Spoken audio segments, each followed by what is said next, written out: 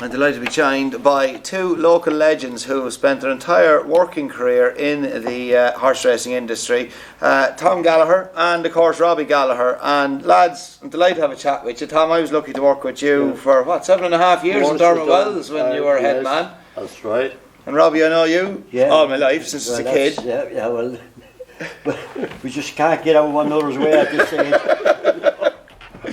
And lads, you were brought up in Kildare town. You spent your entire lives working in the racing industry, and all your families. A couple of your sons are going to be successful. Jack Mark is still riding successfully, and of course Dean, your son was a hugely successful jump jockey. Won champion hurdle in Harlewa. That's right. Won the Gold Cup, the Hennessy Gold Cup. Couldn't be better. And couldn't be better. For Charlie Brooks. That's right. That's right. Yeah. Very successful in France for a couple of years. He was. Yes, he won some big winners there, and there were some winners on the flat too when he was with Jim Bulger. Served his time with Jim. And you were down in Jim's. I was down in Jim's at that particular time. Yeah. And now, of course, Dean is one of the main work riders down in Ballydial. That's right. He's enjoying life down there. He really loves it down there. He's very happy. And all your sons. Are working in the racing industry as well, and Mark is still riding. Still riding away. Yeah. Like when he came back from Singapore that time, he was packed the whole lot in. He was riding work for different people around. And I said to him, "Why don't you take out your license again if you're going to be riding work, you know?" And took out the license, and it's gone good for him since. You know, like he's getting a few winners, you know, and plenty of outrights. So what, 50 years of age now, so and he's loving it, you know. No trouble with his weight or anything. All the flat jockeys are slogging himself. And Kevin Manning, they're the elder statesmen of the wearing with the flat game now. You know. And of course he's riding for a Curragh based operation in Eddie and Patrick Harty. Yes, loves it there. Yeah, great. Lads, how did it all start for you? Well, I went to it all happened with me really. I went to England around, I think it was around 17. And I would have started before. And you would have started before me. I would have started. I actually, the grandfather, Laura Mercy on him, he brought me over to Kildare. That's where Darky lived that time. Darky Prendergast, of course, yeah. And brought me over there. It was just August. I was just after turning 14, and brought me over. I remember standing at the fireplace, big fireplace. Grand got the job. I started the 3rd of September. After I was 14, it started the 3rd of September, and we used to look at the horses that time. They used to come through something village the whole time. There was actually a photo there of them, you know, coming down over the. We used to come around by the bridge, over the bridge there at McConley's, down through something village, back out by Milletta, and that was their winter road work. But there was no cars around then, you know. You could do that. And we'd be there from Rossmore, of course. Yeah. And like the grandfather that they'd be going by, like, and even the kids that put you up on the horse and that let you and lead them on down, get to the bottom, then off you get. And that's how it sort of it really probably started with me, like, you know, it sort of like the grandfather reared me anyway, so I was always with him, and that's where the racing part of it came in.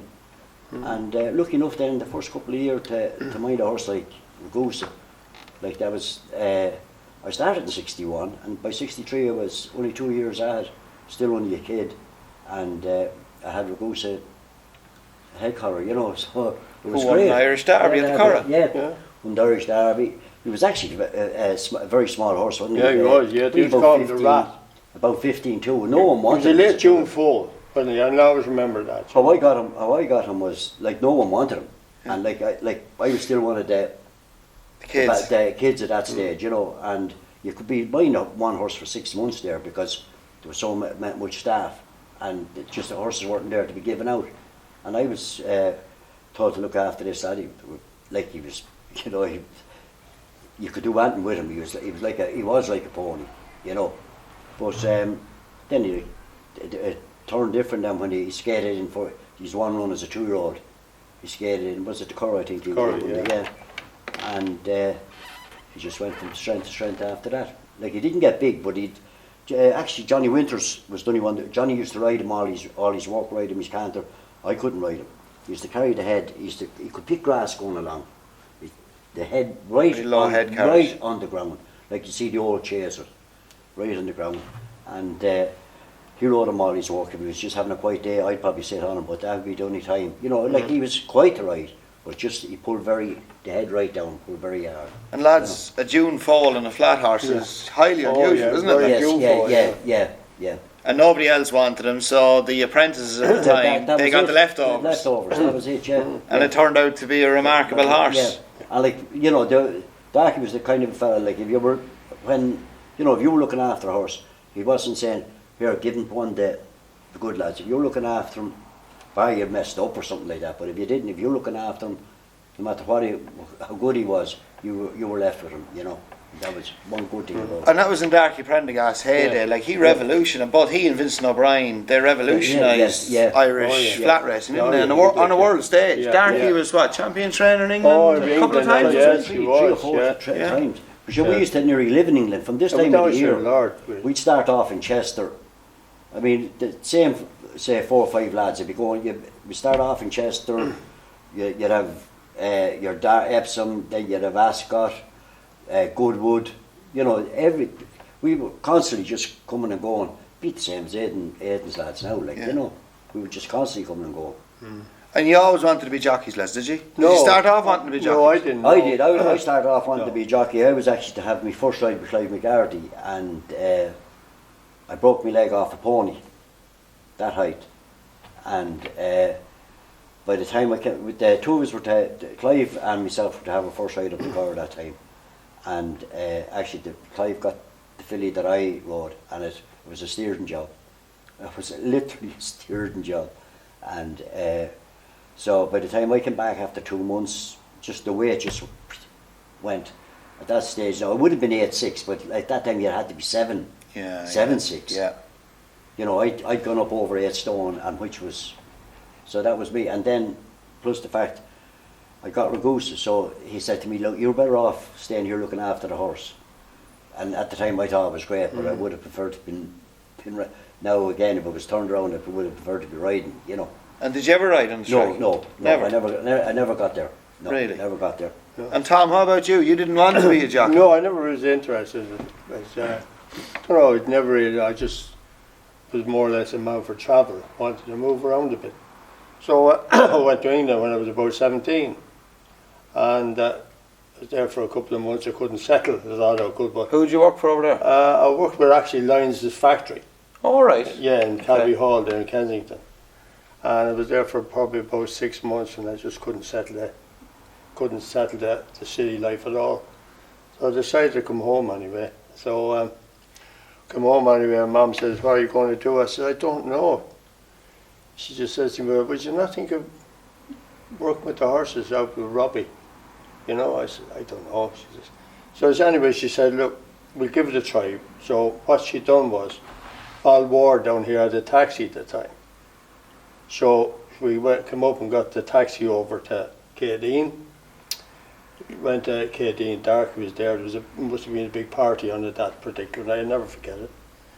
So she knocked on the door, Darky came to the door. Mrs. Gallagher, what can I do for you? She said to her about a job, you know, for my son, Tom. He says, send him out, Mrs. Gallagher, in the morning. He says, and if he's as good as his granddad, he said, he'll do me. And your granddad worked for Darky as well? Yeah. So that's where the passion was That's ignited? it, Yeah, that's what. So that was his words. All our family crowd. There's a photo there of Spiff Bailey. All that crowd would have been with Moore Farrell and from all that. So, Who originally owned the Kildare stud? Yes. So I must have been destined to go to the horses anyway. You know. Funnily enough, you never mentioned that your brother was out there at all. Robbie must have been making that much of an impression out there, was he? That's it. So I mean, I was only there. I just had the job of breaking them in then. When you That was right. Yeah. So I was lucky enough, and I was looking after some filly just learning how to do the horse at the time. And actually, in fact, Noblesse came into the yard.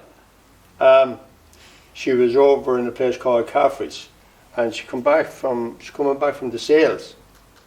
What happened now? She happened to rip her jaw from right up to Maria, so she was quite a long time off. So she came over from Coffee's over, so I was doing her as a spare. I got her because she was only small again. Bit like Robbie with She was, but she was a very long Pure figure. slant about her. There was nothing tall about her, and she was gangly looking. She wasn't what you call a nice looking animal. Nicest part actually, in fact, was her head. She was beautiful, heart shape. Was she chestnut filly? A lot of white. Liver chestnut, yeah. So I ended up getting her, and actually everything was going. Nice thing was Jimmy Hunter was riding a one more and rode her first bit of work. And he came in, he says, Tommy says, this is super. That was the first bit of work. That was the first bit of work. She worked with some of the real good winners, and she went down with them, and she annihilated. And that was more or less the story, bless. She never raced in Ireland. She never raced in it. She won as a 2-year-old at Ascot, then went back to Doncaster. At that time it was called Time Firm Gold Cup, and she took on all the courts then. So she annihilated, literally annihilated them again.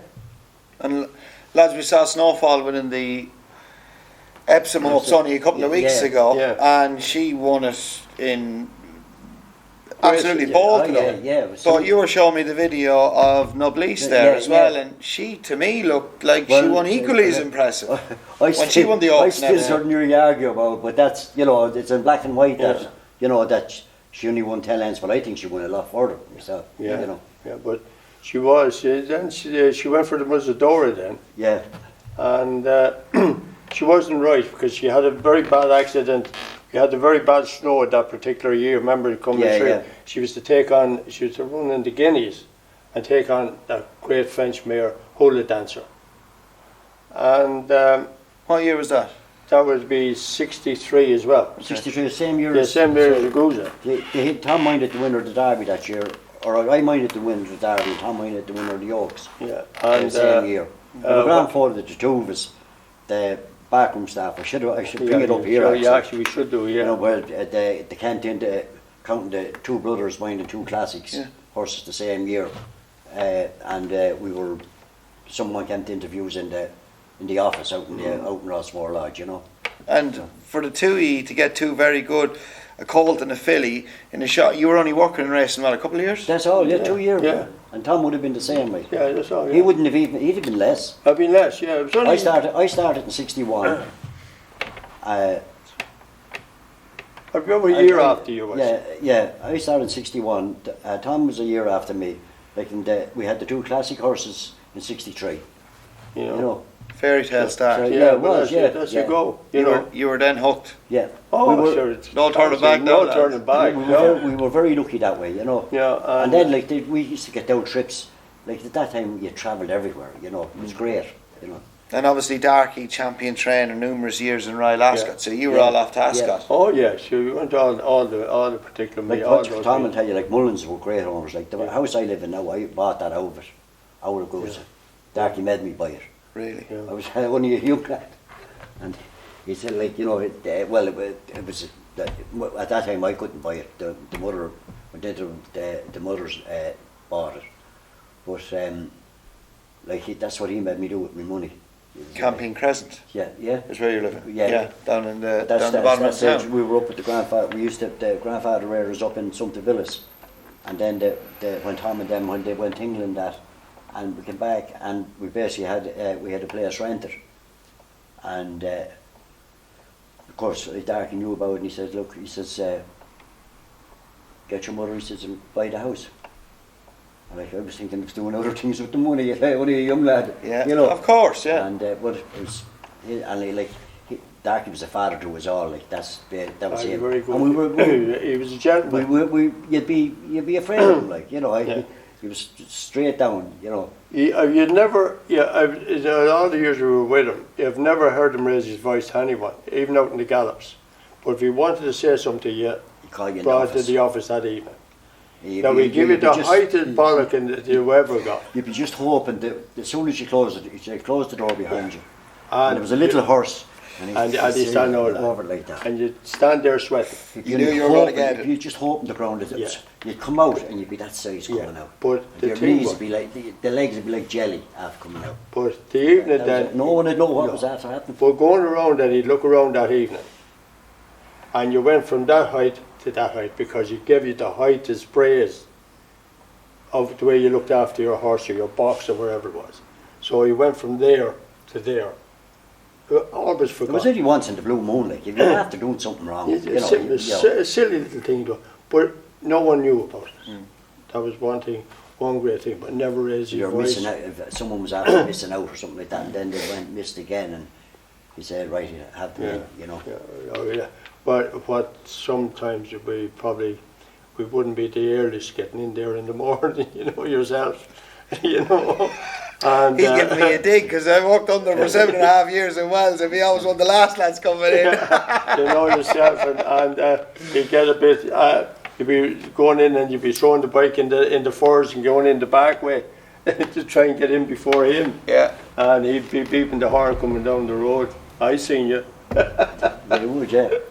And you could, same day, the afternoons were like if we were in at 6, pulling out for 7, he'd be in the yard at 5 to 7. Oh, yeah. On the dot, 5 to 7. Yeah. He'd drive in the gate. We pulled out, walked around, the centre of Rossmore Lodge. Yeah. And same in the evening, 5 to 4, on the button. You didn't need a watch, just 5 to 4 on the button. He'd be in the first box at 4 o'clock. Yeah. Looking around. And looking around all his main horse. Say there was 30 staff. He'd look around. Every lad stood his main horse. So like everyone minded 2. You had your good horse and then your backup. And every lad picked up your litter, everything in the corner. Be like that there where the box is. You're there. Laid out your kit on it. Put down your plat at the front door. The straw. Put down your plat. You spend an hour doing them over, dressing them over. They were rippling on them, and he'd come around then and standing. And the one thing he wouldn't let you do is, even to this day, the way they clean down boxes and all, cobwebs. No, he wouldn't let you touch. He wouldn't let you touch a cob. If there was a long one hanging down, he'd come in with his walking stick and he'd give it a flick down. But no, that collected the dust. He reckoned that collected the germs. Yeah, that's where all the dust, everything. But you never seen dust in the bottom. All went into. No, there wouldn't be cobwebs all over the place. There wouldn't be. We always say there's clean dirt and there's dirty dirt. Yeah. But it wouldn't be down over the box. But then at the end of the year, obviously, but you always cleaned your own box. We could go in now say on Monday morning and you clean everything out. Get a couple of buckets of water and throw it onto the floor and scrub it out. Go and get you a couple of bales of straw, put them into the corner, and when you come back in after exercise, the box will be nice and dry. Put down a whole fresh bed. But we'd wash out. You don't see that today. No. Never see a lad washing out his box now. It's as simple as that. You don't see a young lad washing out the box today. And there he goes. You say, what did that? Were you trained 80 horses tops? Oh, 63. Any more than 63. 63 and you 30 staff. Yeah. 63 was in the top. He had his own. He had 2 farriers. I was 6 months minding a pony. Yeah. Apart from that, I'm lucky enough to get Ragusa. I was 6 months minding a pony before I could get. Well, he had the American. He used to bring in the horses from America. And he used to ride them himself. And then the big heavy lads would ride him and lead the fillies off. He always had 3 of them, the American ponies. But you looked after that like a racehorse. But when you think of what he had 2 farriers. There, you can see the old farrier house out there today in Rossmore Lodge. He had 1 farrier in the front yard, 1 farrier for the back. The farrier house? Did the farrier live in the yard? No, he didn't. No, they didn't. Yeah, they their own shoes. His own shoes a whole lot. He used to make all their own shoes. All the iron came in, the whole lot, the front, he had farrier in the front yard, the front and the back. And then he had his own saddler. The saddler up the back. His own saddler up the back. If you wanted new reins, bang, you had to straight away. If there was one little thing wrong with your tack and he saw it, he'd go mad. He had because your saddler was up the back. No matter what you had, up you went. His own qualified carpenter went around, kept the doors. Joe Vaughan. And then he had a couple of yard men. Then he had a few builders that used to go. Yeah, Oh man, it was unbelievable what he had. And they would all be in the yard, full-time they'd be- staff. they'd We have the four of them. There's a four of the That's staff right, I'll in bring up- 63. I'm And going you to bring can up see the them photo all. to Jim. I have a photo where we're It's out. absolutely I have a marvellous. photo where we're outside the yard. The staff is outside the yard. The secretaries, the builders, the carpenters, all the riders. I'm actually. I think Thomas holding noblesse. You can just see the horses' heads in there because it's a massive crowd, and that was 63 horses. And 30 And you want to staff. see the staff that was there. And what was the idea about it? Always baffled me, obviously, well before I started race, but I could never get my head around what was the idea of plaiting the straw when you walked Well, in the just door. neatness. It was That was it. That was it. It was neatness. You only sprinkle down. Yeah, you Barely. as I said, like it'd be a square like that there. Like they were mucked out in the morning and you mucked them out in the evening. Oh yeah. You know. Oh yeah. And when you mucked out in the evening, you put all your straw in the corner, and everyone had their own little. You'd get in. Yeah. You'd kick it in. You'd level it off. Then you'd straight pull it down, and you'd get your two rubbers. You'd have one rubber there, and then the other rubber hanging down, and your kit then. Which was for people who don't know, it's the saddle cloth. Saddle cloth. For some reason, we always call Yeah, them but rubbers. we wash them every morning, and then you come back in the evening to be dry. And you had a ringer out the back. And you try and get as many creases as possible. When you buy it, it'd be like when you open it up, it'd be like a draft board. You ever see a draft board, all the squares?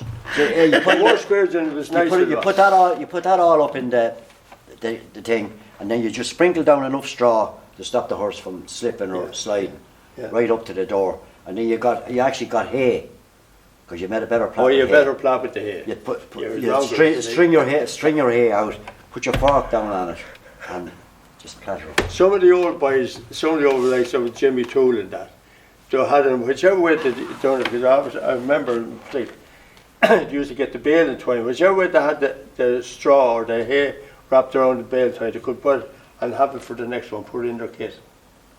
Just to make it do. Yeah. And instead of making one, they'd have one already made. Yeah. But There was a way to go out doing those things, you know. and if anyone came in and touched that, Oh, gee.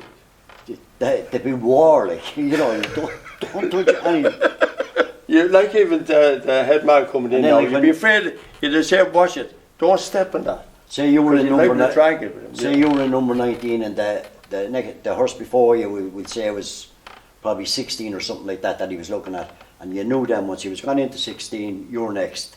Like it wasn't box after box, it was a different. They were all around the place, and as soon as he'd be going into 16, right? He'd say Thomas there, I'm in 19. I know I'm next, and I'd have him off the wall. Yeah, I have him already standing perfect. I mean, Square like. But you'd always hear him going the thing because he had his stick. You hear that? You hear the stick going along, tapping But, along. He'd never walk into a box unnoticed to you. He'd give you a note. He'd always know that he was coming. Every lad then, like no matter what it was, even once taking a photo around like that, they knew how to stand a horse spot on. You know. Yeah. Oh, it was very good. You know. And he'd say, well, like when you'd start first, up a bit, but take them off the one, and they'd do it because they were doing it every evening. Yeah, they're so used to it. Yeah, So, have it. and if you went out, if you had a good horse taking a photo, there was no pushing him up and back. You'd always say back of it, and he'd set himself. Yeah. You know, they were that used to it. Yeah. Tom, not long after Noblesse, you started to be involved with your first of 5 Irish Derby winners in your career, and that was Meadowcourt. That was Meadowcourt, yes. And he was lovely. He came as a yearling, a beautiful yearling. I remember going down to the bottom yard to have a look at him. And he was always a box walker. Remember Robert? Yeah. God, talk about Eva Kildare going around the box. Anyway, I decided to take because he was beautiful looking horse as well, real rich chestnut, you know. So I decided to take him anyway, and I think I rode him all the time. I don't think anyone else ever rode him. He used to go out. He done most of his work on his own. He used to send him off on his own, and because he was a box walker, so he didn't need it. So he was flat out around the road. We went there used to go off. And he tell me, "Hey, go on, Tom, go off there on your own, do your own thing on him and that." and he was happy as Larry like that, you know. And he ran then, he had his first run at the Curragh as a 2-year-old, had a nice run, Paddy Matches rode him. And then he went to Ascot. He ran in the sandwich stakes at Ascot. He bolted in there. Now, he wasn't rated in the yard now. There was Hardy Canute there, there was Carl Lamont there. There was all the top. There's about 5 Group 1s there. Group 1 horses there, you know. So he was sort of always in the background. So maybe that's why, you know, he had such an easy time with it. He wasn't pushed. So he had a run in that lad. Promenor was there as well. Remember, Promenor won the National Stakes. These were good horses. So he had his next run then was, as a 3-year-old, was in the Gladden Stakes. And Padder again rode. And Padder Matthews. Yeah. Padder come in to me and he says, "This is a Derby horse, Tom." That's the exact words he said. So this is a Derby horse. So we went to the Dante Stakes at York. York, yeah. And a horse called Convermore got up to beat him. He should have won. Bill Williamson rode him, didn't he? Yeah. And he should have won that. So, but he came back and he was improving all the time. But Jesus, could he walk the box though?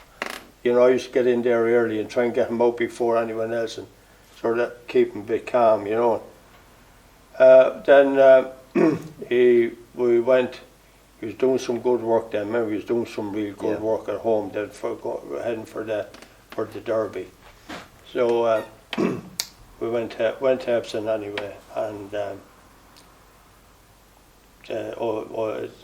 Bossman says to me, he says, he says, will you give him a run, let him run down the 7 furlongs around Tottenham Corner on the wide outside. He always done that with his horses. He'd always give his horses that run down there. So I remember going down and just said, just let him just canter down and then just let him quicken up the last furlong, you know. So we done that, went down and Dilettanti, a horse called Dilettanti finished 3rd the year before. So Dilettanti was upside, we let him go. So I just let him have a little bit of rain. Well, the Lord's years, they took off. I thought I wasn't going to pull him up. You know, at that time they used to have the Epsom, it used to be a chute. It's still there now, you see that chute there, where just a big white railing across. Oh yeah. There used to be a chute there. Yeah. There used to be a chute there, and I thought, oh jeez, I'm not going to pull this lad up right there. So eventually I did, I got him pulled up anyway. He really getting into his stride here, you know. So I got him pulled up anyway, back. Boss said to me, well, what do you think? I says, whatever beats this lad tomorrow, it has to be a super horse. What was it? Seabird. Seabird, of all horses. You know, one of the all greats. horses. yeah. Of all, I said, this will have to be a super horse to beat this lad tomorrow. He was a super horse. And what was a Seabird. So, but the horse came on, he won he came on pissed in and they won the Irish Derby. Yeah. No problem in the Irish Derby. And lads, what was it like for the two of you, being from Kildare town? You're only in racing a very short period of time, and now you're looking after, you've led up into the winners' enclosure, 2 Irish Derby winners. What was that like? It was great. It was just. I think it was just. When we were with Darky, you know, there was so many part of good the scene. horses there. I think it was. I think it was. You didn't get over sort of excited. It was nearly part and partial.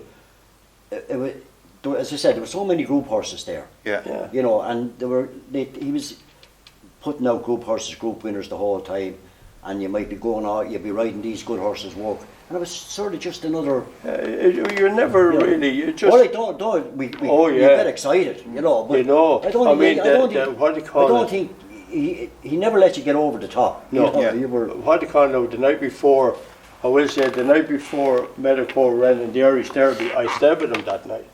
In the stable? In the stable. For the night? For the night. To keep him. Because he was such a box walker. Oh, yeah. Yeah, and he was in a companion box and all. Yeah. But I mean, I remember sitting in the corner, the big rug over me, in the corner, and the big long lunge robe, and the horse was quite happy to stand there. And I just sat in the corner every so often. I'd be like that, and I paid dividends. Not many lads that do that now. Sitting paid with a horse all dividends. night. Very few. You know, I paid dividends. Oh, I loved him. You know, But he, what you call it? Said he was such, and he never lost any condition. No, See no, the photos, then he was a lovely big golden chestnut. yeah, he came back from there. He absolutely took nothing out of him. No. Then after that, then he went on to won the King George. He bolted up in the King George. I said that he was brilliant. That was when he was Spot medical. on. That was him. He was Yeah. spot on. He hit the ground, and you know, he won club foot, and it was as straight as that. And yet he loved the top of the ground. You know, he really loved the top of the ground. Then he went on for the Leger. Well, he got beaten in the Leger. A horse called Provoke beat him in the Leger. But sure, like Piggott says, he had no chance. The ground was absolutely bottomless. Mudlark won it. Yeah. Now, not taking away from Provoke, he was a decent horse in his own right. But I remember walking around the parade ring with him. And next thing I'm walking, I realised I'm walking around the parade ring. At that time, there used to be grass. Just the grass. There was no pathways. no pathway, no rubber thing. Next thing I'm walking around the parade ring. Next thing I realise, no bloody shoes. You lost your shoes, got stuck in the mud. I know. Next thing I realised, oh my God, no shoes on me. It was that mucky that I walked on my shoes. And next thing I was sort of halfway around, and I sort of walked back then to find out where I put the shoes. And I could see one sticking up over there. And I put my feet back into them again. That's true. Put the feet and walked off. Walked the whole parade ring around. And when I went back to the stable after, actually, you can imagine what the state the shoes were like, and the feet. You know, it was just unbelievable. I'll never forget that. That was. And lads, probably another unfair question. Is there one good horse that you were involved with that maybe didn't get the credit he or she deserved, or you felt that didn't fulfil its potential, or a Group 1 horse, say? I've won straight off my head. Yeah. Casamento, I think. Right. I don't think he ever got to fulfil his potential. Like after he won the Racing Post Trophy. Yeah. And I think when the boss lost him, when McAlford lost him that time to Godolphin, when he went over to England, and then they took on Frank. I don't think he was ever a Guineas horse anyway. You know, and I think if he'd been trained as a Derby horse, you know, left here a mile and two for first time out or something like that. But I don't think he ever got over that race after that Guineas when he tried to chase, and he did. He was the one that tried to chase Frank. Yeah.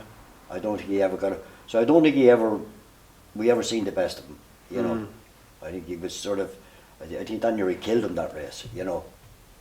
Same question, Tom. I looked after a horse again. I thought we were going to be the one that actually buried him. What I ever looked after was a horse called Dominion Day. This was a super horse, but again, just didn't happen on the track for him. Again, he ran again in the horse, and the players at that time, it used to be a group trial, and we beat a good horse called Wild Sword. Again, he was never the same horse after that race. Yeah. It was a brilliant race, but he just never seemed to reach that potential he should have had. And the gallops, Jesus, he was a monster. Was he darkies? The darkies.